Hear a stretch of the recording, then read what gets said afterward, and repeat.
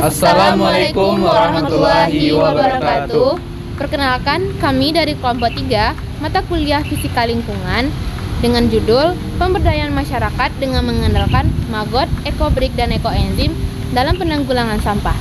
Kami dari kelompok 3 beranggotakan saya, Afifatul Maira dengan NIM 2103491. Saya Salsabila dengan NIM 2103425. Saya Ananda Saputra dengan NIM 2103473. Dan saya Ahmad Saputra dengan NIM 2103437. Mari kita simak video dari kelompok kami berikut. Maggot atau sebagian orang menyebutnya dengan sebutan belatung merupakan larva dari jenis lalat Black Soldier Fly atau disebut dengan BSF. Hewan jenis ini akan sangat bermanfaat apabila dipelihara dengan baik, bahkan tak sedikit orang memanfaatkan maggot sebagai sumber penghasilan mereka. Pemeliharaan yang cukup mudah, serta pakan yang berasal dari sisa-sisa makanan membuat sebagian orang lebih memilih maggot untuk mendapatkan pundi-pundi kehidupan. Dikutip dari laman resmi Dinas Lingkungan Hidup yang mengatakan bahwa 1 kg maggot BSF mampu mengurangi sampah makanan sebanyak 2-5 kg per hari.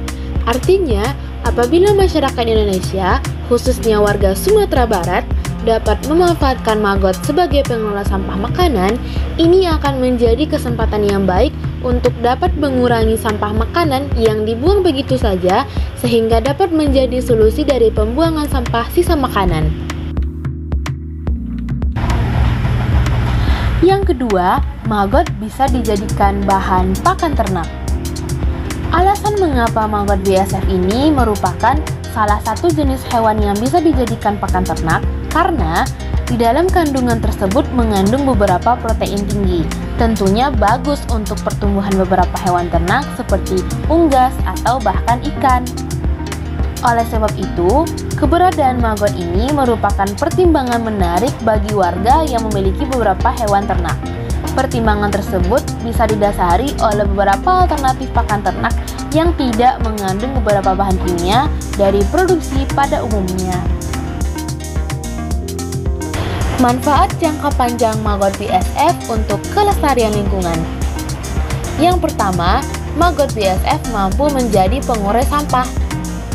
Menurut beberapa penelitian, keberadaan maggot akan terus menjadi salah satu solusi penting untuk menguraikan sampah, khususnya yang sangat sulit untuk terurai. Sebab, maggot sendiri merupakan tipe hewan yang sangat butuh banyak asupan makanan dari sampah organik. Satu hal yang juga mengejutkan adalah bahwa keberadaan maggot sendiri merupakan salah satu hewan yang mampu secara cepat menguraikan sampah organik. Bahkan, kualitas pengurai maggot BSF sendiri merupakan satu yang tercepat di antara hewan-hewan pengurai lainnya.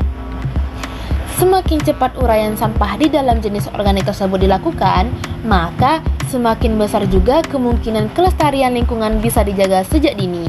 Hal ini juga akan menjadi salah satu solusi untuk mampu membuat permasalahan sampah lebih tertata rapi.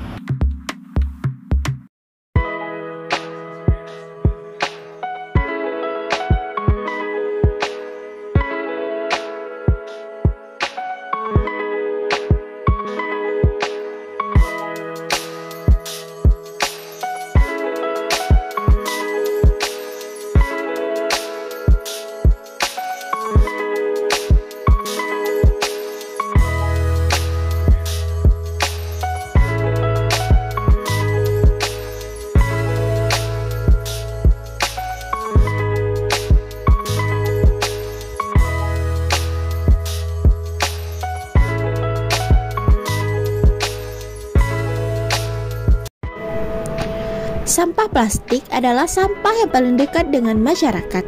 Hampir di setiap kegiatan setidaknya melibatkan penggunaan plastik. Misalnya ketika membeli minuman atau makanan dalam kemasan yang biasanya menggunakan plastik. Untuk membawanya pun juga menggunakan kantong kresek yang terbuat dari plastik.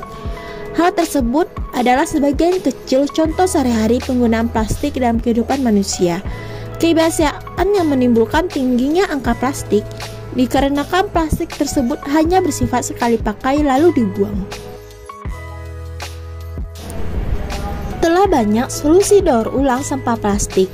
Beberapa di antaranya didaur ulang, menjadi berbagai kerajinan tangan seperti tas, tempat pensil, dan sebagainya. Dan sekarang telah muncul sebuah alternatif untuk pemanfaatan sampah plastik yang tidak dapat didaur ulang menjadi kerajinan seperti di atas, yakni EcoBrick. EcoBrick adalah botol plastik yang berisi sampah plastik yang telah dibersihkan, kemudian dipadatkan untuk mendapatkan bata bangunan yang digunakan secara terus-menerus. Mengapa EcoBrick adalah solusi yang baik? Karena sistem daur ulang plastik yang mengkonsumsi terlalu banyak energi dan diperlukan orang-orang yang bekerja pada lingkungan beracun. EcoBrick merupakan solusi dengan energi yang rendah dan pemanfaatan sampah plastik yang tidak berguna lagi, karena sampah plastik akan membutuhkan waktu ribuan tahun untuk terurai. Untuk membuatnya diperlukan bahan-bahan dan alat, yakni botol plastik, sampah plastik halus seperti kantong kresek, sampah plastik kasar seperti kemasan makanan, dan sebagainya, dan sebuah gunting. Berikut cara pembuatannya. 1. Mencuci sampah-sampah dari sisa-sisa makanan atau minuman, minyak, dan sabun, kemudian dikeringkan. Yang kedua, sampah plastik halus dipotong kecil menggunakan gunting. Yang ketiga, masukkan sampah tersebut ke dalam botol plastik. Yang keempat, dorong dan padatkan sampah plastik yang telah dimasukkan. Yang kelima, lakukan hal yang sama dengan menggunakan sampah plastik kasar hingga botol plastik penuh.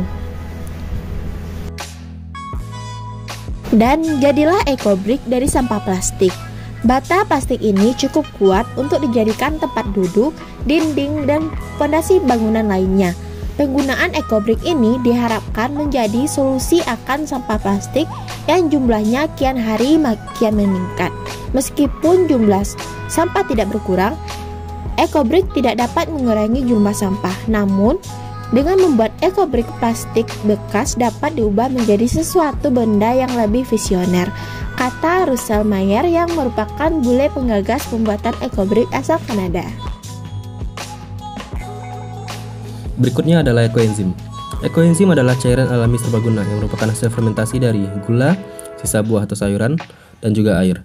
Lama pembuatan ekoenzim adalah 3 bulan di wilayah tropis dan 6 bulan di wilayah subtropis. Hasil akhirnya adalah cairan berwarna kecoklatan dengan aroma asam segar. Warna ekoenzim bervariasi dari coklat muda hingga coklat tua, bergantung pada jenis sisa buah atau sayuran dan jenis gula yang dipakai. Wadah yang bisa kita gunakan dalam pembuatan ekoenzim yaitu adalah tidak boleh logam, tidak boleh kaca, wadah bermulut sempit tidak disarankan karena rentan meledak. Memiliki tutup bermulut lebar, boleh besar atau kecil, berbahan plastik. Dan di sini kita menggunakan yaitu botol aqua, karena itu termasuk ke dalam wadah yang bisa digunakan. Kemudian air yang bisa digunakan yaitu air isi ulang, air sumur, air galon, air buangan AC, air pam, air hujan. Gula yang bisa digunakan yaitu gula merah, gula aren, gula kelapa, gula lontar, dan gula pasir. Bukan gula pasir. Kategori sayur atau buah. Semua sisa buah atau sayuran dapat digunakan untuk membuat ekoenzim, kecuali yang sudah dimasak, busuk atau berulat, berminyak, kering atau keras atau berkayu. Sisa buah atau sayuran dipotong sesuai ketersediaan waktu masing-masing. Semakin banyak jenis bahan yang digunakan, semakin kaya hasil ekoenzim. Langkah pembuatannya itu bersihkan wadah dari sisa sabun atau bahan kimia. Ukur volume wadah, masukkan air bersih maksimum sebanyak 60% dari volume wadah. Masukkan gula sesuai takaran yaitu 10% dari berat air. Masukkan potongan sisa buah dan sayuran yaitu 30% dari berat air. Lalu aduk rata.